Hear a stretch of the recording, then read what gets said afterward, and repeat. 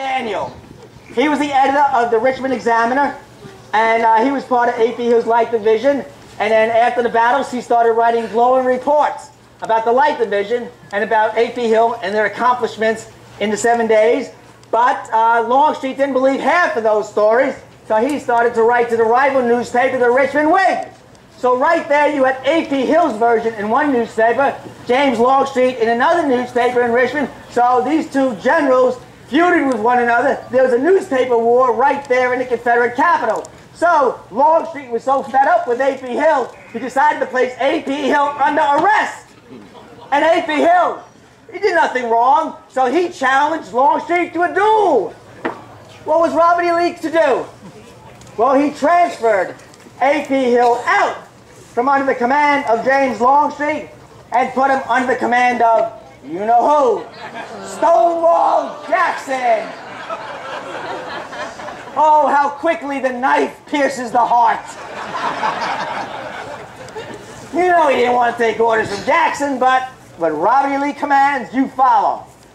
Well, that first encounter where Hill has to take orders from Jackson occurs not too far from A.P. Hill's hometown of Culpeper, Virginia, near Cedar Mountain. So, August the 7th, elements of the Union Army are coming closer and closer to Cedar Mountain. So Jackson comes up with a plan. He will have 3 divisions go on different roads and finally converge and get together. He will have General Ewell's division would go first. General Hill's division would go second. And General Winder's division would go third. But sometime in the middle of the night, Jackson decides to change the orders and he fails to tell A.P. Hill. So when Hill tries to put his division in the middle of where he's supposed to be, another brigades would be going by. So he holds up. And when Jackson finds out about that, he's furious. But what happened during the Battle of Cedar Mountain occurs on August the 9th, 1862, where the lead elements going into the battle, General Ewell's division, he gets hit hard, and it starts to break. And then Winder, where A.P. Hill should have been, he gets killed. That could have been the death of A.P. Hill. Winder gets killed, and his division is in shambles, and among his division is the famous Stonewall Brigade. And they start to retreat. Never, never, never has that happened before with Jackson on the field. So Jackson decides to rally the troops. So Jackson, what he will do, he will get on his horse, Little Sorrow, and he would try to rally the men. Now, ladies and gentlemen, Stonewall Jackson is not the greatest horseman in the world. Keep that in mind. So here he is on the field.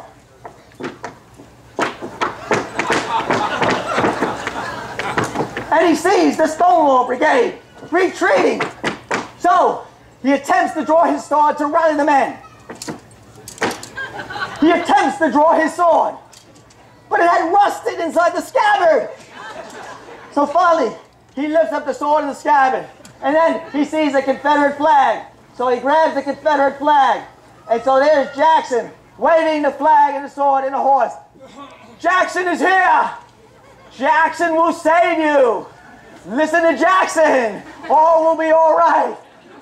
And at that very moment, ladies and gentlemen, the likes of A.P. Hill and the Light Division, they start coming on the field, and there is Hill in his red battle shirt. And so he gets to the right place at the right time and saves Jackson. So do not call it Stonewall Jackson's victory at Cedar Mountain. You must call it A.P. Hill's victory at Cedar Mountain.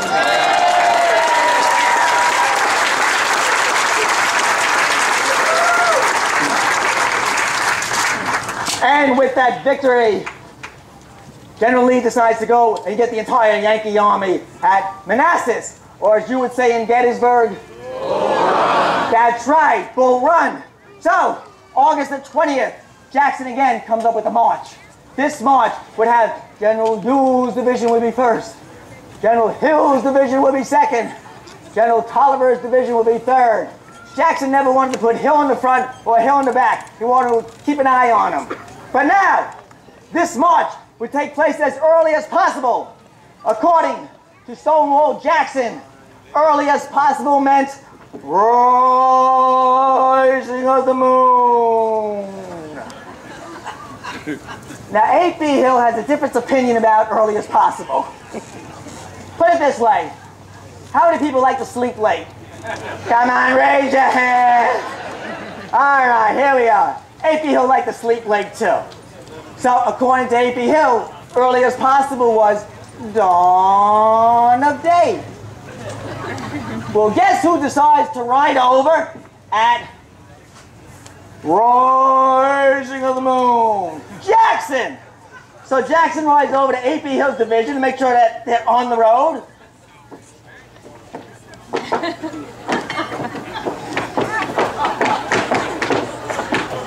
And he sees A.P. Hill's men still in camp. And he's furious. So Jackson goes up to A.P. Hill and wants to know why the men are not on the road. So A.P. Hill was ready. So A.P. Hill goes into his coat, takes out the written orders by Robert E. Lee that say dawn of day. But Jackson, I've just come from General Lee's office and we changed the orders to rising of the moon. You gotta be a mind reader to work with Jackson. Well, Battle of Second Manassas, or as they say here in Gettysburg, Battle of Second, was a great Confederate victory. And with that victory, Robert E. Lee decided to take the Army of Northern Virginia up north. So now, when the armies are moving, they're about to cross the Potomac near Leesburg, and so the lead element were the Light Division, and Stonewall Jackson thought the Light Division was moving a little bit too fast. So Jackson goes up on his own and stops the Light Division. Well, who do you think decides to ride up a few hours later to find out that the Light Division has stopped? Hill. So Hill finds out who had given the order, and he was told that Jackson gave the order to halt the division. That's the last straw. That's it. Now, this is the last straw, ladies and gentlemen. So Hill looks at Jackson. He's looking around. So, here we go, ladies and gentlemen. A.P. Hill goes up to Thomas Jonathan Jackson, and he sees Jackson there. He goes, General, if you plan on issuing orders to my division, you have no need for a division commander. Take my sword. You think I'm going to give you the sword, you crazy? So, Jackson told him to hold on to that sword, but consider yourself under arrest. So now, Hill is under arrest going into Maryland, and here's a description of Hill by a North Carolina lieutenant. General Hill marched all the day in the back of the column, with a black slouch hat pulled down over his face, looking mad as a bull. Just think, Major General A.P. Hill under arrest, going into Maryland, going up against the Army of the Potomac, being commanded by George McClellan. Well, that happened on September the 4th. September the 10th, Lee, Jackson, and Hill get together, and they decide to put Hill back in command of the Light Division, and then after the campaign, we'll see if there's a court of inquiry. Well, on September the 15th, a great Confederate victory occurs. Hill and Jackson capture Harper's Ferry, the military fort there. And with that take, what happens is that 13,000 prisoners, 12,000 stand of arms, 73 cannon, and 200 wagons. It is a great victory. Jackson decides to ride off to Sharpsburg and leave A.P. Hill behind to parole the prisoners. Hill hated it because there could be a battle and he's left behind. Another thorn against Jackson, according to A.P. Hill. But I'll tell you, ladies and gentlemen, is the best thing that ever happened to A.P. Hill in the Light Division, because they get rest, they get food, they trade in their smoothbore weapons for rifled weapons, and they get new uniforms. Blue uniforms, but they're new.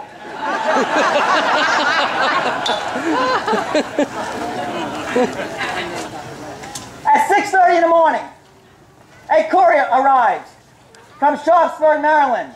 It'll be known as the Battle of Antietam. You're right. Robert E. Lee needs help, and the only person who he sends for is A.P. Hill, the only available unit. So, early that morning, A.P. Hill, everything that he had wished for, everything that he always trained his men for, finally comes true. Because in 1/2 hour, he gets his men on the road. He has 5,000 men with him, the light division. He will push them with the point of his sword. Because he knew Robert E. Lee and the Army of Northern Virginia, this could be the end. You see, during the course of the day, Lee and his army are pushed back early that morning from Miller's cornfield. Later that afternoon, Lee and the army are pushed back from the Sunken Road, known later on as Bloody Lane. Lee and his army will get pushed back from Burnside Bridge, the lower bridge. Yes, but Hill will push his men with the point of his sword because he knew this could be the end of the Army of Northern Virginia, and he wanted to get there in the nick of time. So he pushed his men with the point of his sword, mile after mile after mile, and at one point going over Boatler's Ford, he would lose over 500 men. He would start off with 5,000 men and getting closer and closer to the battlefield. He would only have 3,000 men with him. He would lose all those other men because of the exhaustion going through those roads. And so Hill would ride ahead. He would ride ahead and encounter Robert E. Lee, and the reserve Lee would actually embrace A.P. Hill. And then he would tell Hill where he wanted his light division to approach the battlefield from and hit those Yankees. So Hill would ride back. And then Hill knew deep down inside he was going to save Robert E. Lee and the Army of Northern Virginia. But there were 3 personal reasons why Hill wanted to get there. First, he knew he was going up against George McClellan. And he wanted to prove to Ellen Marcy who was the better man. And he knew he'd be going up against Ambrose Burnside. And I want you to know that at West Point, Burnside and Hill were very good friends. Before the Civil War in the regular army, Burnside and Hill were very good friends. Matter of fact, before the Civil War, Burnside borrowed $8,000 from A.P. Hill, and he never paid him back. So he wanted Burnside one way or another to pay for that $8,000 loan. And that third personal reason, who was the person that left A.P. Hill behind at Harper's Ferry? Yes, he saved Jackson at Cedar Mountain. Now he's going to save Robert E. Lee and the whole Army of Northern Virginia at Sharpsburg. So he would push them and push them and push them. And now A.P. Hill gets to the battlefield very, very soon. But Robert E. Lee sees a column coming towards him. He asks his aide to look through his glasses. And they see a column of blue uniforms coming closer and closer and closer. And then Lee asks the aide, what flags are they flying? They are flying the Virginia and Confederate flags. And so it's Robert E. Lee who said, and his A.P. Hill up from Harper's Ferry. So Hill got to the battlefield, 3,000 men, and he ends up using 2,000 men, but he saved the day. And so September 17th, 1862, a legend was born. He saved Robert E. Lee and the Army of Northern Virginia, and up came Hill, became part of military history. So it was A.P. Hill's greatest day on September 17th, 1862, when he saved the Army of Northern Virginia!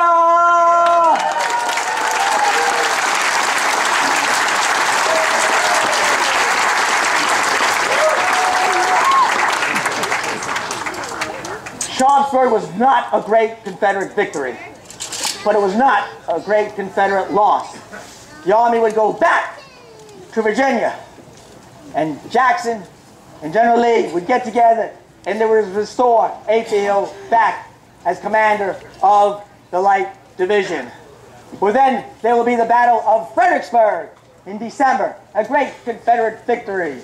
And then, going into 1863 in the springtime, Jackson and Hill still have their feud between them. And so Jackson decides to press charges against Hill for neglect of duty, and Hill decides to press charges against Jackson for abuse of authority. So right then and there, Lee is going to lose one of his best generals. But then, a new Yankee threat decides to come to Virginia by the name of Fighting Joe Hooker.